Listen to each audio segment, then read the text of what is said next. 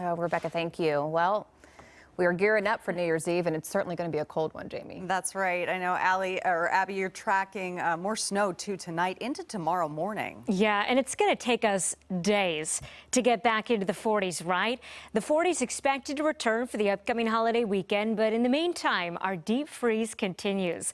We did get to enjoy some sunshine today, and I just love days like today. A lot of fresh powder up over the ski slopes. Stevens Pass, you're looking good today.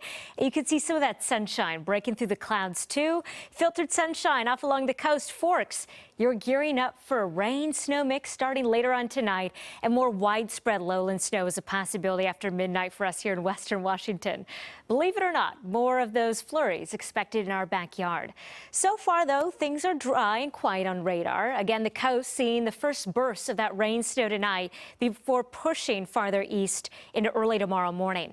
In general, I think 1 to 3 inches of snow a possibility, just broad brush forecast all around the lowlands. There could be localized higher totals where heavier bands develop.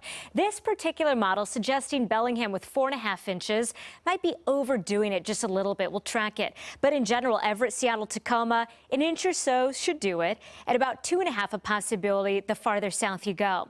Up over the higher terrain, we're expecting moderate to heavy mountain snow. In fact, with this particular system, there could be anywhere between 6 to 12 inches. This is going to pose big problems to people who are traveling up and down the mountain highways leading up to this holiday weekend. 21 will be our high temp for tomorrow at Snoqualmie Pass. Partly sunny slopes for your New Year's Eve. Honestly, great for travel and fantastic if you're taking a few turns along the slopes too.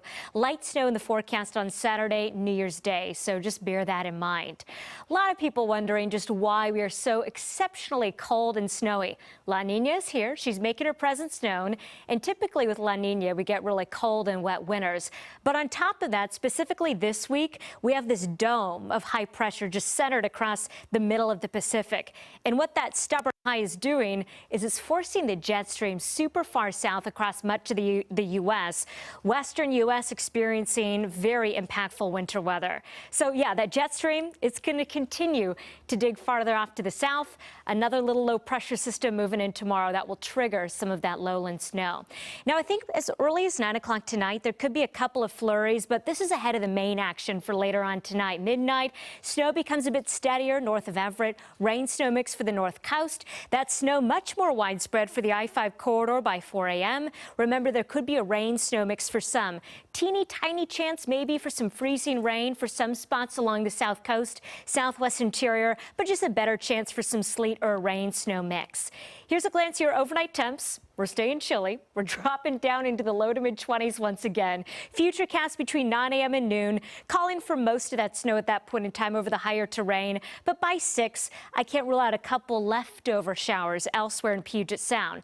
The overall trend will be we're going to be drier Friday morning for your New Year's Eve. And Friday morning, there could be a few areas of some freezing fog. Here's a glance at our highs tomorrow. A little bit warmer than what we've seen recently. And again, starting to snow, but could wrap up as a rain snow mix later on into the morning. A couple glimpses of sunshine New Year's Day, cloudier skies with some wind as we head into your Monday. I've got an interview coming up with an amazing local storm chaser, and I'm going to have that coming up right around the corner.